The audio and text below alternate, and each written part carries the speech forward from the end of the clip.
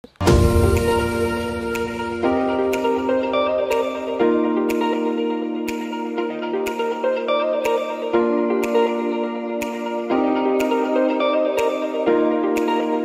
has risen through the political ranks and now he is seated as the governor of Siaya County. I'm talking about none other than Honorable James Orengo. He makes for a person of interest today on Siasa Brigade, your go-to show on matters, governance and politics at large. I'm yours truly, Richard Mwenjo.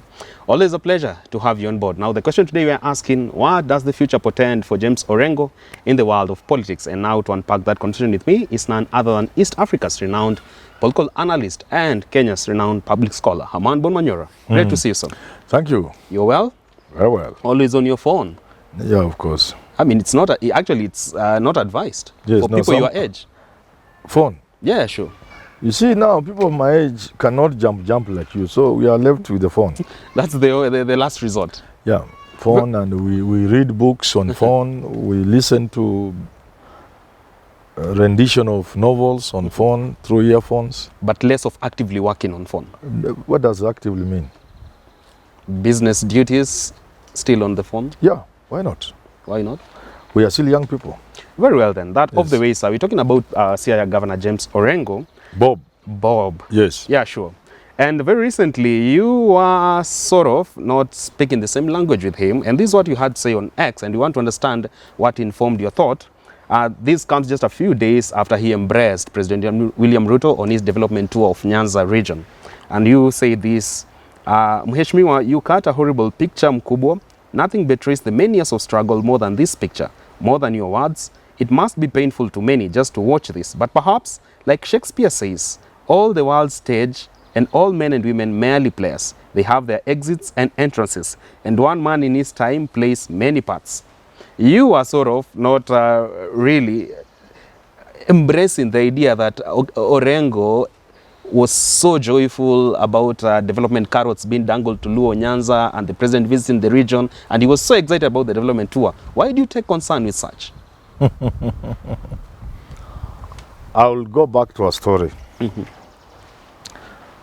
the year 2003, when we were all excited about a new Kenya when Kibaki took power, I was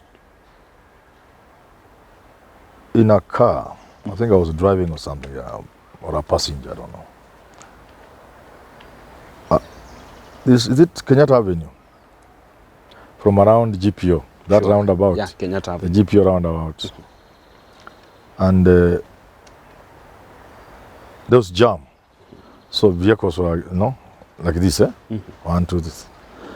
When vehicles ahead, then you pass it kidogo. There's the very minimal movement. So there was a Mercedes Benz that I was really admiring.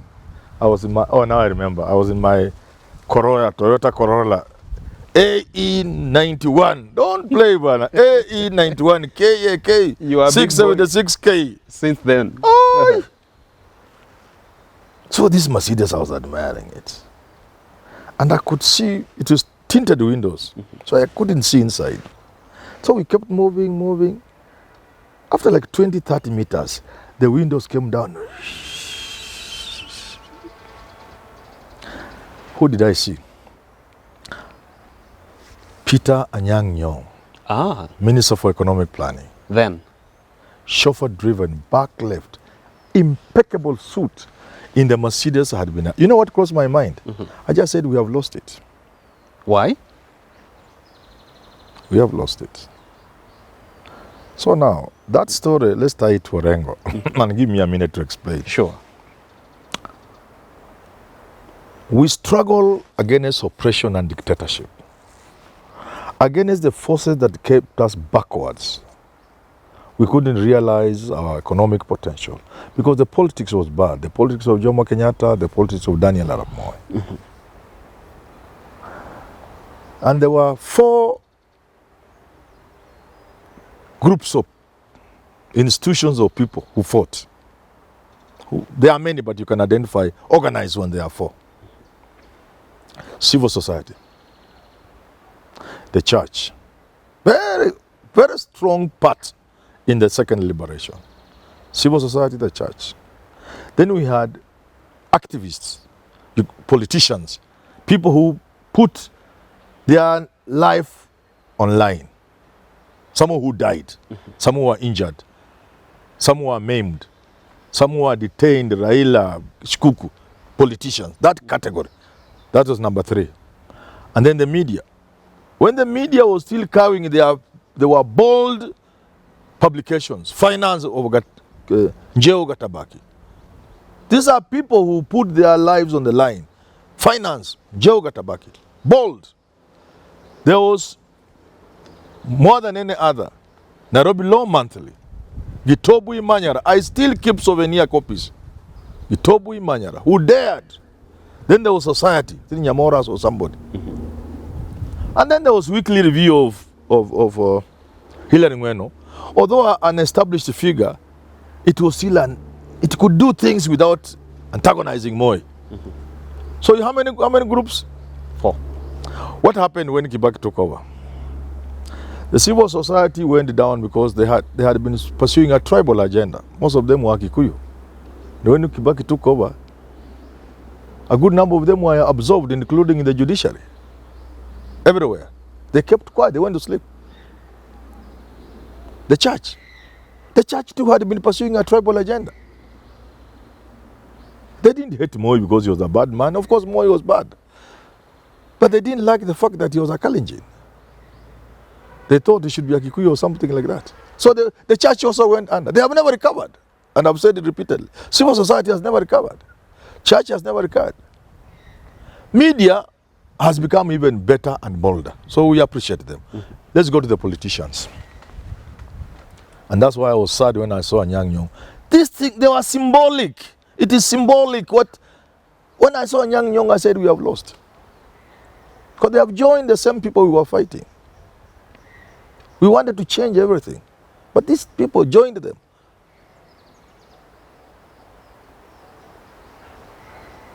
Luyas from the University of Nairobi, we wanted to see Mkisa Kitui. Today I'm putting names on this because what I'm saying is painful to me. We went to see Mkisa Kitui. He wanted to have a chat with us. The late Professor Anjala, a number of Luyas. We pulled the vehicles. I was driving mine and my small Toyota. So the first people to reach his home called us and told us, don't come this way.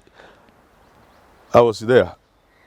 The guys are asking Mkisa Kitui, but you are not here. You know what he said? Who told us my home? He had already moved. In a split second? He was staying in those fancy places, in Kuna or where, I don't know where. Those fancy places. Leafy suburbs. Yeah. And there's nothing wrong with that. I'm not saying there's anything wrong with that. All I'm trying to say, we lost the 3 groups. The politicians who were struggling and they were living in the Buruburu mountain view like in Mkisa Kitui and the rest, they all went to Karen. Kitusuru. Loresho. There's nothing wrong. I'm not saying because I'm not there. I'm just saying it is what it is. You cannot eat your cake and have it. Classical betrayal. Yeah.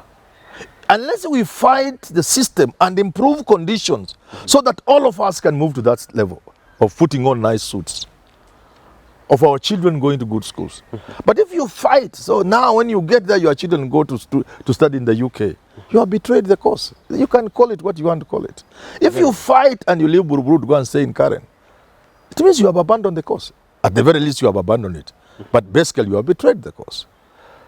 So, there are certain things I don't want to associate with Orengo because it's painful.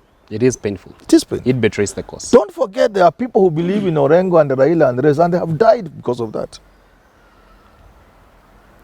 People have gone to the streets and died and been maimed. People have lost property. People have lost jobs. People have lost promotion. People have had their farms, businesses destroyed because they believed in this cause. And these were the generals that people were believing in. The face of the cause. Yeah. So when somebody does things that are terribly at variance with the reality, it must be called out. That's why I was calling Orengo out. All right. Because, look here. Sure. I know, and Orengo should know more than me. True. there is no development that the president can bring. The president doesn't have that power. Number one. The president has the power of mercy. I've said it repeatedly. The power of mercy or pardon. Kama umekatiwa kifo, Ruto anaweza sema aenda nyumbani na uende. He has that power. Power of mercy. The Constitution. He does not have power to even commission one small cattle dip. Hiyo anajiwekea. So for us to support it is an affront on our democracy. Is an affront on governance. Is an affront on governance. And I don't know what wish to see Orengo taking part in institutionalizing hero worship. Hero worship? Yes. Because when the president is outside there, he's basically being worshipped by people. I have a problem attending those rallies. When Uhuru or Kibaki was almost my man. I hate him for the things he did on the political front. But in terms of setting a new culture, he put us on a new trajectory. The president is not a god. You can't just ask the president to give you roads. Where is he getting the money from? So if Orengo can be part of that, I feel very sad. Because he's the one who should be helping the country, including the president, to see that the president had better sit in Nairobi and do work for the people of this country. Very well. And when he's outside there, it should be as rare as is possible. Not now, the exception is for the president to be in his office. Going outside to share should be the exception. Which means in a year, the president should make no more than 20 trips around the country.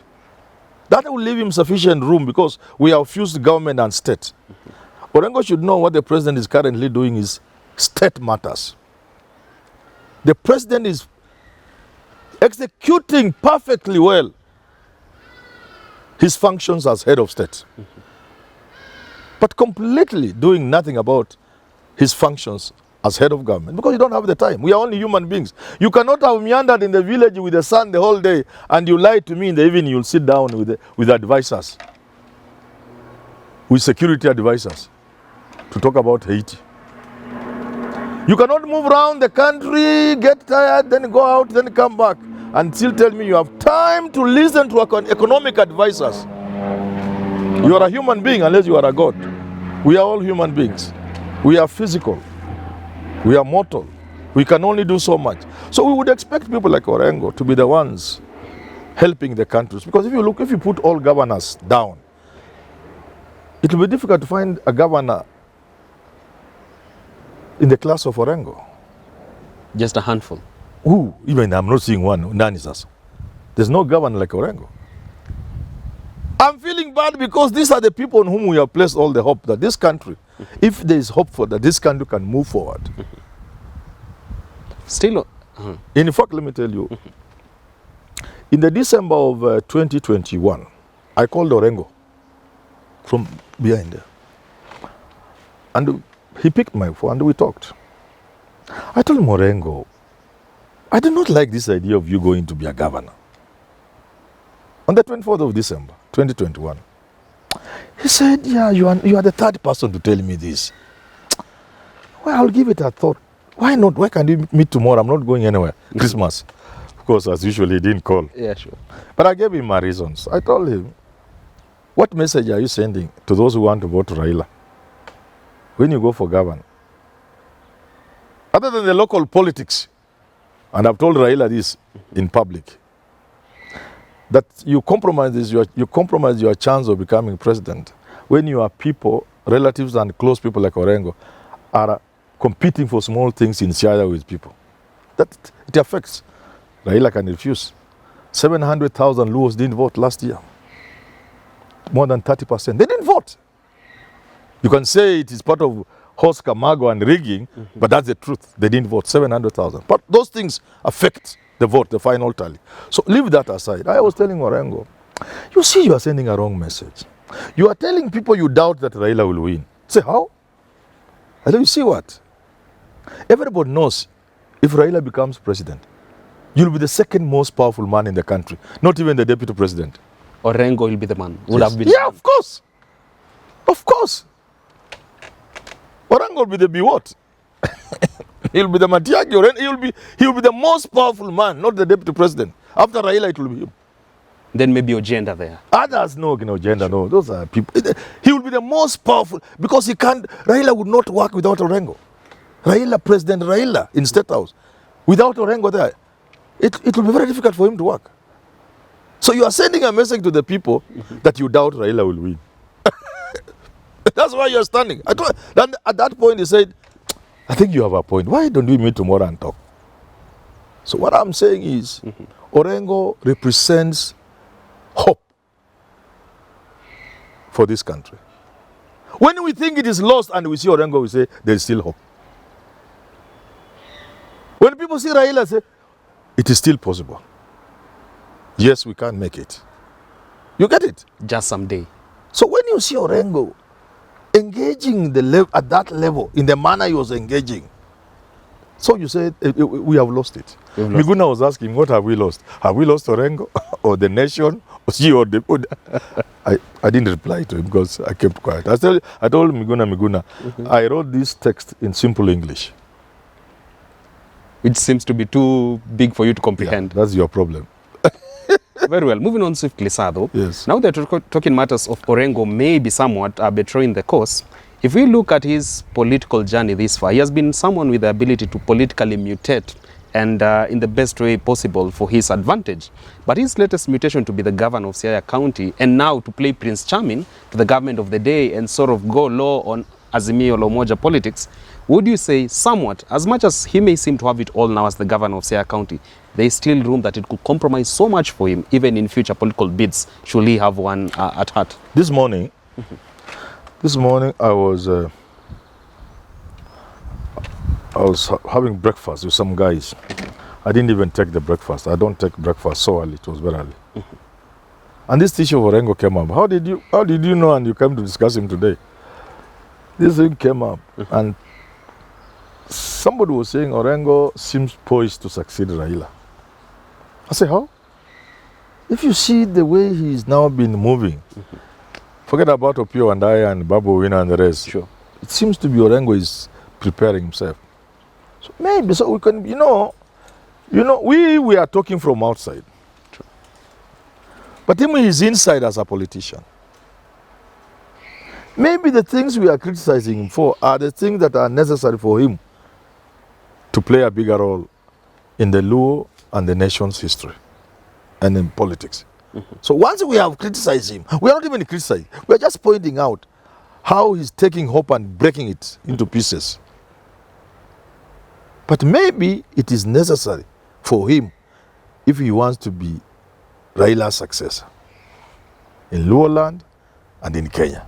So we must put that also clear. Well, very well. There you have it from a man born Manyora. We've been talking matters, James Orengo's political journey this far and what the future portends for him in that very same space. Talking about him betraying the cause. And that comes just a few days after he embraced the president on his development tour of Luo Nyanza. And from a man Manyora's perspective, he considered that classical betrayal to the people who believed in the cause that is saving the country and literally redefining the trajectory of this nation.